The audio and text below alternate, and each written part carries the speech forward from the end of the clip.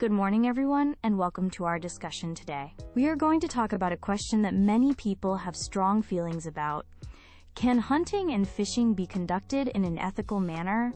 This means, can these activities be done in a way that is fair and right? We have two guests with us to share their different views.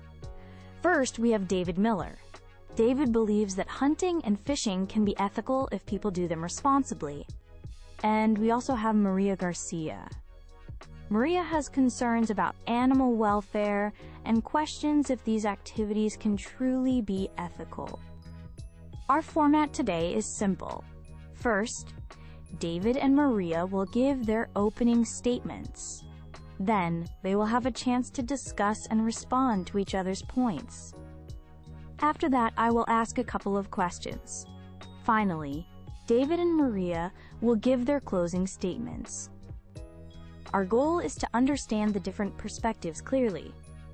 Let's begin with David Miller's opening statement. Good morning, Sarah, Maria, and everyone listening. Thank you for having me. Hunting and fishing are activities that humans have done for a very, very long time.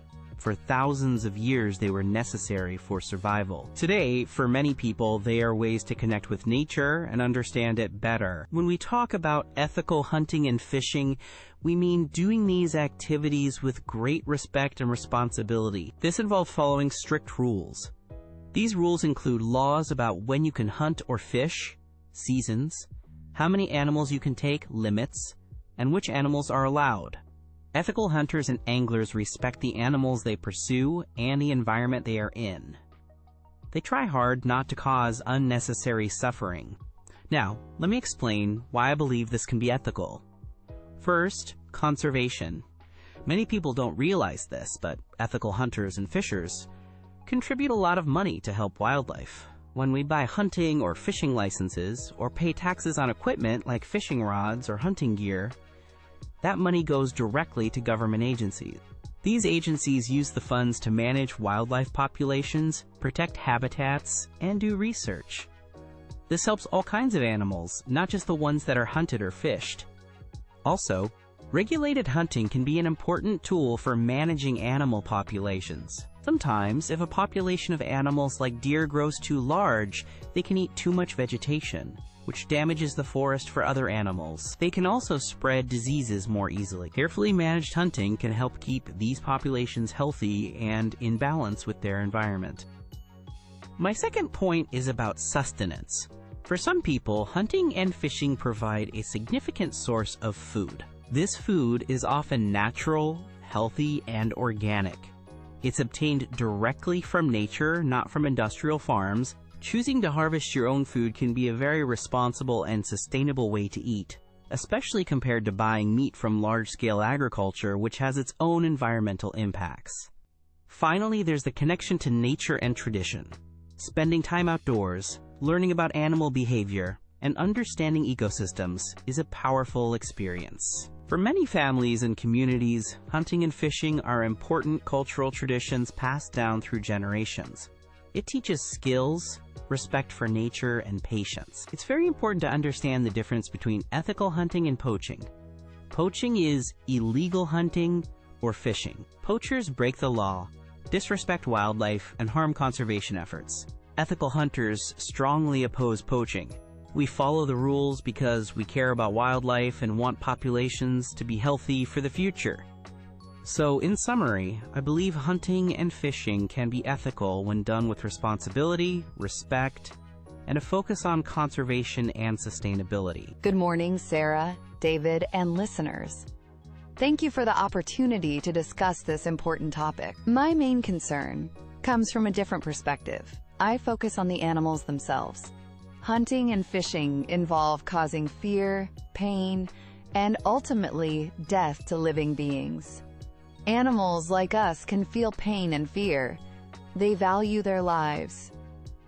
From an ethical standpoint, I believe we should avoid causing harm to sentient beings whenever possible. Sentient means able to feel or perceive things. My first argument is about necessity. In today's modern world, for most people living in developed countries, hunting or fishing is not necessary for survival. We have access to plenty of food through agriculture and supermarkets. We can get all the nutrients we need without killing animals. If it's not necessary for survival, then we must ask, is it ethical to take an animal's life for sport, recreation, or even for food that we could get elsewhere? My second point is about animal welfare. Even if hunters try to make a clean kill, things don't always go perfectly. Animals can be wounded and escape, only to die slowly later from their injuries or infection. Fishing often involves hooks causing pain, and fish may suffer from stress and lack of oxygen when caught. Is the enjoyment or satisfaction a person gets from these activities more important than the suffering caused to the animal? I believe we should prioritize the animal's right to live without being subjected to this kind of harm inflicted by humans. My third point concerns ethical alternatives. There are many ways to connect with nature and appreciate wildlife without harming animals. We can go hiking, bird watching, or take photos of wildlife. These activities allow us to enjoy the natural world and learn about ecosystems without causing death or suffering. Why choose an activity that involves killing when these peaceful alternatives exist? David mentioned regulations. While rules exist, can we be sure they are always followed? And even if they are followed, do they truly eliminate the ethical problem of taking a life for pleasure or non-essential food? Regulations might manage populations, but they don't address the fundamental moral question of whether we should be killing these animals in the first place, especially when we have other choices. Therefore, I argue that hunting and fishing, especially when done for sport or when other food sources are available, are difficult to justify ethically because they cause suffering and death to sentient beings for reasons that are not essential for human survival. Maria, thank you for sharing your perspective. I understand and respect your deep concern for animal welfare and suffering. It's a valid point that deserves attention. However, I think it's important to look at the reality of nature. Life in the wild is often not peaceful.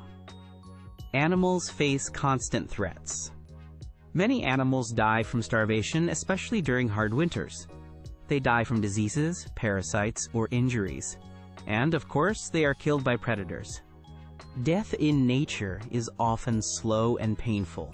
An ethical hunter strives for the opposite: a quick, humane death, minimizing suffering as much as possible. While mistakes can happen, as you mentioned, the goal and the practice of ethical hunters is to be proficient and responsible to avoid that outcome. You also mentioned necessity.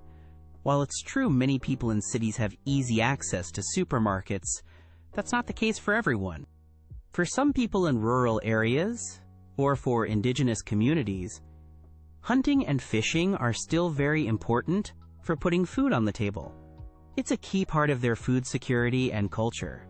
And even for those who don't need it for survival, choosing to source meat sustainably through hunting can be an ethical choice compared to supporting industrial agriculture, which has significant ethical and environmental problems of its own, like habitat destruction and poor conditions for farmed animals. Regarding conservation funding, you questioned if the source justifies the killing. But the reality is, the current system relies heavily on funds from hunters and anglers. This money pays for wildlife biologists, habitat restoration, land acquisition for parks and wildlife refuges. Without these funds, conservation efforts would be drastically reduced, harming many species, including those not hunted. So hunting, when managed properly, is not just about taking animals.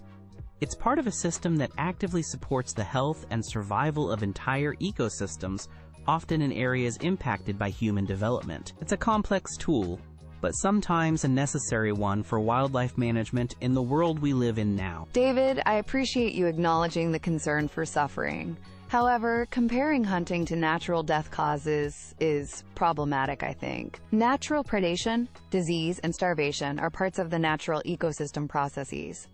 Animals have evolved within that system. Human hunting, especially for sport, or when alternatives exist, is an external factor. We are making a conscious choice to intervene and kill for our own reasons, which might be enjoyment or a preferred food source. not ecological necessity. The intention is different. A wolf kills to survive. A recreational hunter often kills for other reasons.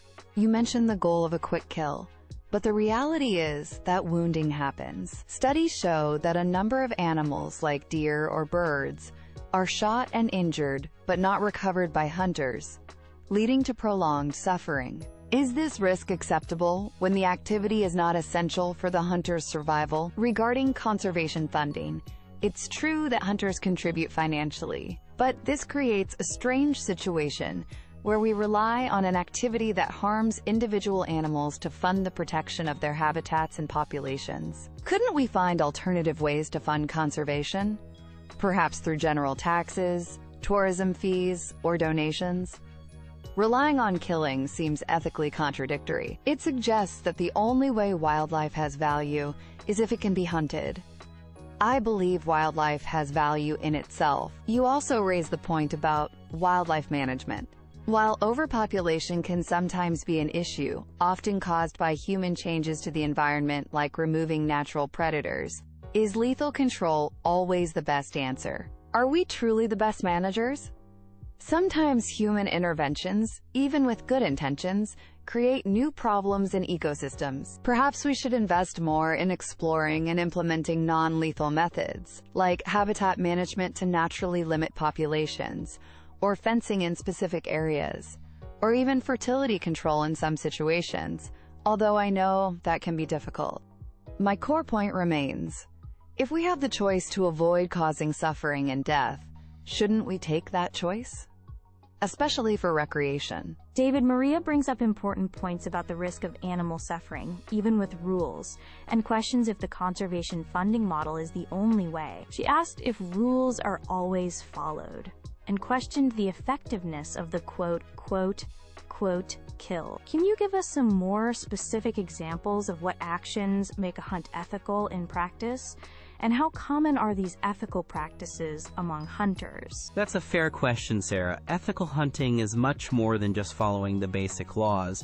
It's about an entire mindset, a code of conduct. First, preparation is key.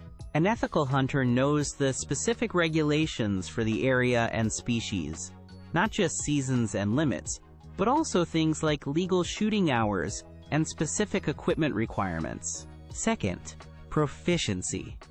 This means practicing marksmanship regularly with your chosen equipment, whether it's a rifle, bow, or shotgun. The goal is to be accurate enough to ensure a quick, humane kill. This involves understanding animal anatomy to know where to aim for the quickest effect, usually the vital organs like the heart and lungs.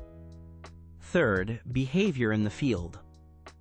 Ethical hunters only take shots when they are confident they can make a good hit and recover the animal. This means knowing your effective range and not taking risky shots at running animals or animals that are too far away. Respect for the animal is central. After the shot, the hunter has a responsibility to make every possible effort to track and recover the animal, even if it's difficult. Using the harvested animal is also crucial. Ethical hunters value the meat and ensure it's properly cared for and used, not wasted. Many also use other parts, like hides or feathers. Respect for property and other people is important too. Knowing boundaries, not hunting close to homes, and being safe. Ethical hunters often play a role in enforcing rules by reporting illegal activity or poaching when they see it. They understand that poachers damage the reputation of responsible hunters and harm wildlife. Now, regarding how common this is, like any large group of people, there are individuals who don't follow the rules or act irresponsibly. These are the people who often get the most attention, unfortunately. However, the vast majority of hunters I know are deeply committed to these ethical principles. Hunting organizations actively promote ethics and safety education. For many, it's not just a sport. It's a serious responsibility that requires skill, knowledge, and respect. They see themselves as participants in nature, not just takers. Thank you, David. Maria, David has emphasized the role of regulated hunting in managing certain wildlife populations and providing sustainable food, particularly for some communities. He also highlighted the significant conservation funding derived from these activities. If hunting and fishing were significantly reduced or banned, what practical alternatives do you see for managing potential overpopulation issues? And how could conservation efforts be funded instead? That's a very important and complex question, Sarah. There are no easy, perfect answers, but that doesn't mean we shouldn't seek better solutions than killing. Regarding population management, the need for it often arises because humans have already altered the ecosystem, for example, by removing top predators or changing habitats. So one long-term goal should be restoring more natural balances where possible, perhaps by reintroducing predators in some areas, or focusing on habitat restoration that supports natural regulation. In situations where intervention is deemed necessary, we should prioritize non-lethal methods. This could include things like installing fences to protect specific agricultural areas or roads, or using deterrents. Research into wildlife contraception exists, although it's currently expensive and difficult to apply on a large scale. But perhaps with more investment, it could become a more viable tool in specific cases, like isolated urban deer populations. Habitat modification can also play a role, changing the landscape slightly to make it less supportive for extremely high numbers of a particular species. These methods often require more effort and funding upfront than hunting programs, but they avoid the ethical issue of killing. For communities that rely on hunting or fishing for food, the transition needs support. This could involve developing sustainable agriculture initiatives, promoting alternative local economies like responsible ecotourism, or providing direct food assistance if needed. It's about finding ways to support human well-being without relying on harming animals, especially when those communities are often impacted by larger environmental changes too. As for conservation funding, I strongly believe we need to decouple it from hunting and fishing revenues. Conservation benefits everyone, so it should be funded more broadly. Potential sources could include a small percentage of general taxes, dedicated taxes on outdoor gear, not just hunting/fishing gear, but hiking boots, binoculars, kayaks, etc., increased park entrance fees, corporate sponsorships, or specialized conservation trust funds. Many people who enjoy nature through non-lethal means would likely support funding mechanisms that protect the wildlife they love to observe. It requires political will and a shift in perspective, but finding ethical funding sources is surely possible if we decide conservation is a priority for society as a whole, not just for hunters and anglers. In closing, I want to reiterate that ethical hunting and fishing are responsible activities when practiced correctly. They are governed by strict regulations based on science, designed to ensure wildlife populations remain healthy for the long term. These activities provide a sustainable, natural source of food for many people and connect them deeply to the natural world in a way that few other activities can. Critically, hunters and anglers are among the most significant financial contributors to wildlife conservation in North America and other parts of the world. The money from licenses and taxes directly supports habitat protection, research, and wildlife management that benefits countless species, including those that are not hunted. It is crucial to distinguish between the legal, ethical hunter or angler who respects the rules and the resource, and the illegal poacher who disregards both. Responsible hunting is not about needless killing. It's about participating in the ecosystem, utilizing a renewable resource sustainably, and actively contributing to conservation. I hope this discussion helps people understand that there is a strong ethical framework guiding responsible hunting and fishing. Rather than condemning these activities entirely, I encourage people to learn more about these practices and the positive contributions made by ethical participants. For many, it remains a valid and respectful way to interact with nature and provide for their families. I'd like to thank Sarah and David for this thoughtful conversation. My closing thoughts return to the core ethical question. Is it right to intentionally cause fear, suffering, and death to sentient animals when it's not strictly necessary for our survival? Animals feel pain, experience fear, and have an interest in continuing their lives. Hunting and fishing inherently involve taking those lives, often for recreation or for food we could obtain through other means. While regulations exist, they manage populations for human benefit and don't eliminate the fundamental harm to the individual animal. And as we discussed, wounding and suffering still occur. We live in a time where we have numerous alternatives. We can enjoy and connect with nature through observation, photography, and conservation work that doesn't involve killing. We can obtain food through plant-based agriculture and, if meat is consumed, increasingly through methods that aim to minimize harm, although industrial farming presents its own serious ethical issues. I believe we should strive for a more compassionate relationship with the natural world, one that respects the lives of individual animals. This involves questioning traditions that cause harm and actively seeking and funding alternatives for both conservation and wildlife management. Let's challenge ourselves to find ways to coexist with wildlife that prioritize minimizing harm and recognize the intrinsic value of every living being.